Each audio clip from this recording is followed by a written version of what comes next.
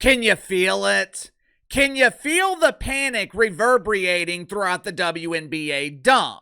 Believe it or not, the players are not the ones that are concerned. They're not worried, even though they are spending an inordinate amount of time dodging flying dildos on the court. Don't worry though, ladies. Uncle KC has some good news for you. I have consulted with my inside sources, and they have promised me, they have guaranteed, you will not have to deal with airborne cucumbers while playing in the secondary dump known as Unrivaled, mainly because no one will be in attendance to throw them. As you guys know, negotiations have essentially stalled for a new collective bargaining agreement in the WNBA. For the first time ever, WNBA players think they have leverage. Key word, think. Now, in their defense, they do have leverage in the short term. The problem is, if this short-term leverage is used and the 2026 WNBA season is canceled, it could have devastating long-term impacts on pretend basketball. One of the reasons that me and my wife make such a great team, she is very detail-oriented while I'm more of a big-picture thinker. When we meet with my accountant, she is full of questions and concerns. The only question I have for my accountant is, how much do I need to send the IRS? I don't need the details. I don't need a breakdown of write-offs and expenses. Just tell me how much I owe and let me get the hell out of here. Now, there are problems with both of these mentalities, which is why you make a great team when these mentalities come together, because you essentially offset each other's weaknesses. But one of the problems with being detail-oriented, you have a tendency to get bogged down in the details. It can make you think short-term instead of looking at the overall picture. For example, WNBA players right now, they are looking at details like ratings, attendance, social media impressions, increased mainstream interest. They are using that as leverage in an attempt to justify a massive increase in their minimum wage salaries. Most people get a raise, they're asking for 10%, maybe 20%. WNBA players, they are demanding to go from $150,000 a year to $1 million a year. According to players in the WNBA, we are owed this money. Pay us what we're owed. Pay us what we're owed. Yippee!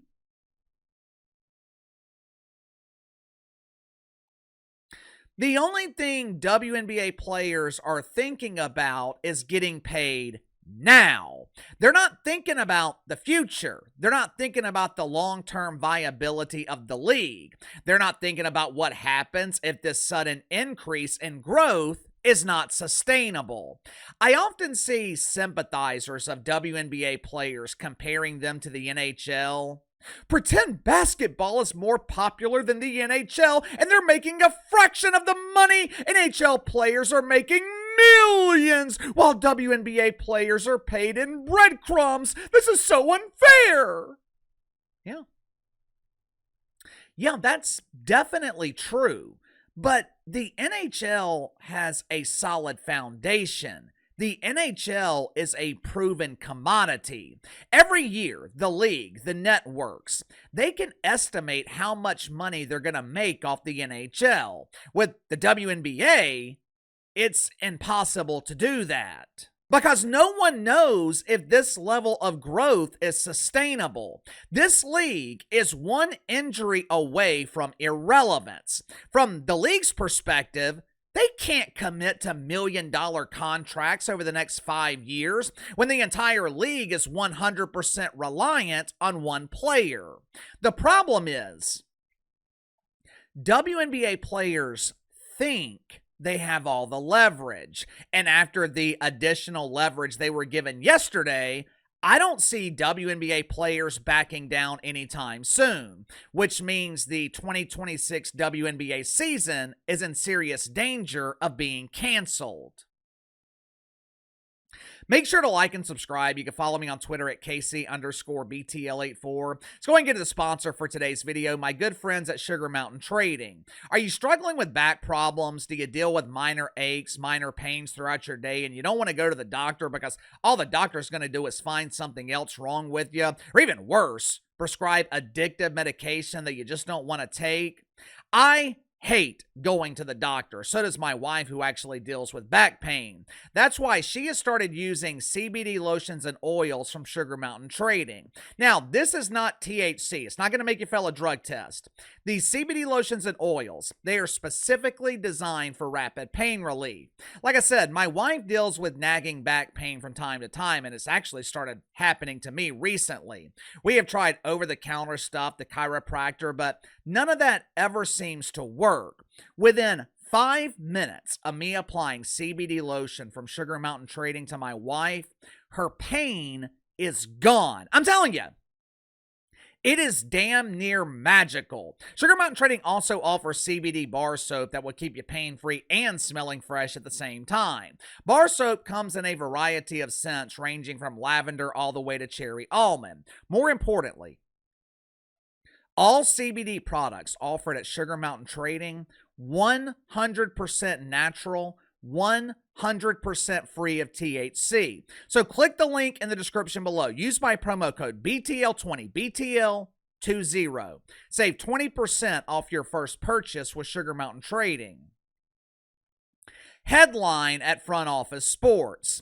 Unrivaled announces salary increases for players. This is what equity looks like. Woohoo! Yes, yes, yes.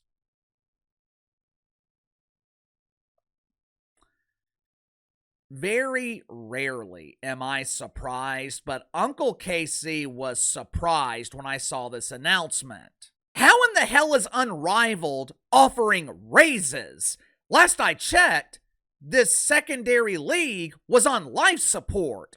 They're already vastly overpaying their players, most of which lack the ability to draw ratings with a sharpened pencil. Last season, the average player in Unrivaled made $220,000.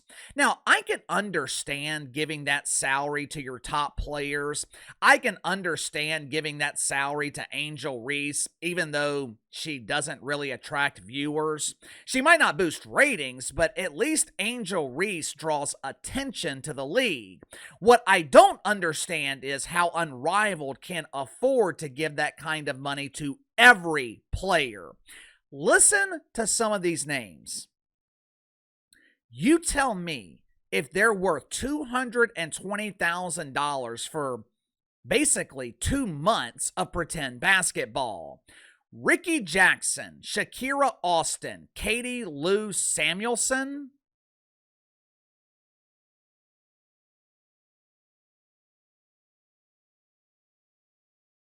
Who,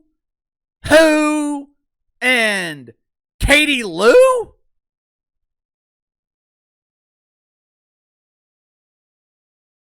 Unrivaled spent $660,000 on 3 players who can't sell 660 tickets. But according to Alex Bazell, the husband of Nafisha Collier and one of the co-founders of Unrivaled, according to Alex, Unrivaled can not only afford these exorbitant salaries, they can also afford to give significant raises. He told Front Office Sports, "The numbers are going up because we outperformed every metric we had."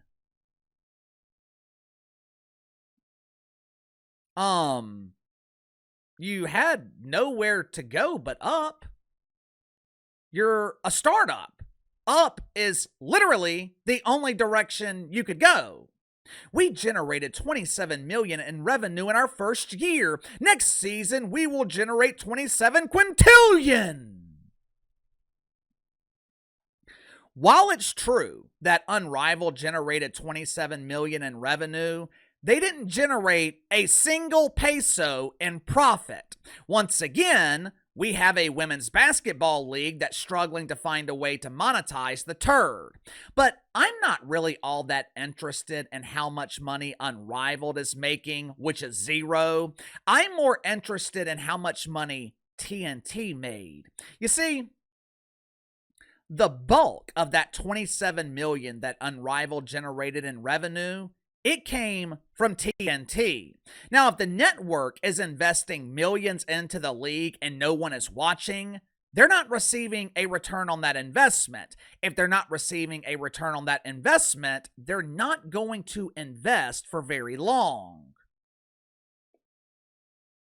This is why I keep saying that Nafisha Kalya, Brianna Stewart, co-founders of Unrivaled, this is why I keep saying that them being allowed to represent WNBA players in negotiations is a conflict of interest.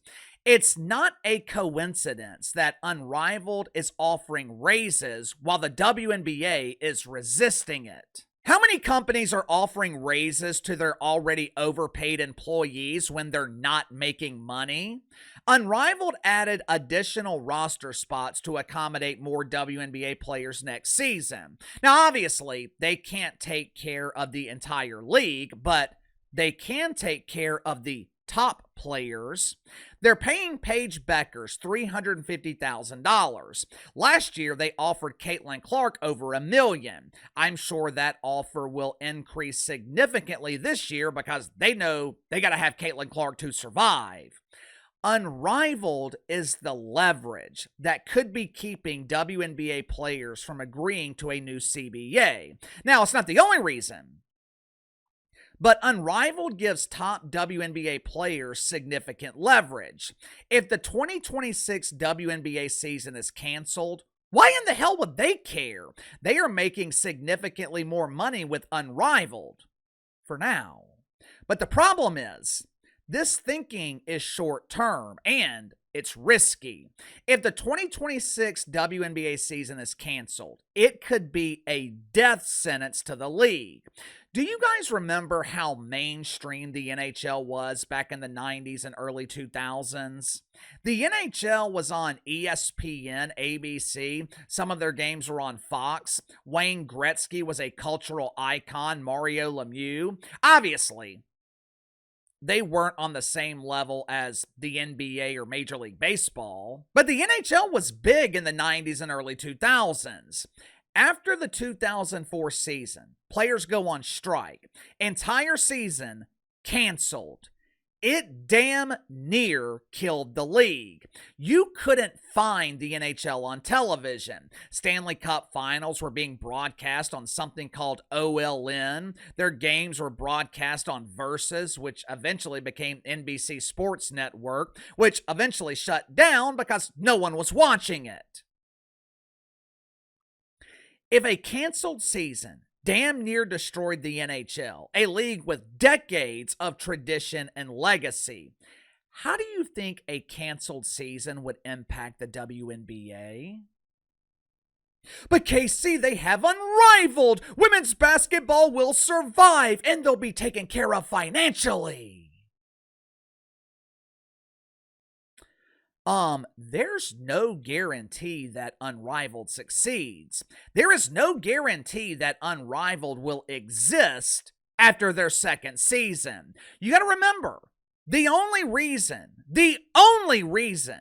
that the WNBA has survived this long is because they've been financially backed by the NBA. If WNBA players are using Unrivaled for leverage, which I think they are, if the 2026 season is canceled, which is looking more and more likely, at least at this point, this could be the biggest mistake WNBA players ever make. It would be short-term gain for long-term demise. Or Unrivaled could work out for them. It could be a risk worth taking, but I think this is a mistake.